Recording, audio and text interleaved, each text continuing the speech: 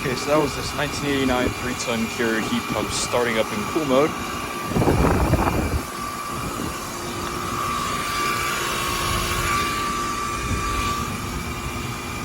Compressor does not sound very good. It has a Carlyle reciprocating compressor. Cooling great, surprisingly. Suction line's about up to the temperature. That's very cold and sweaty.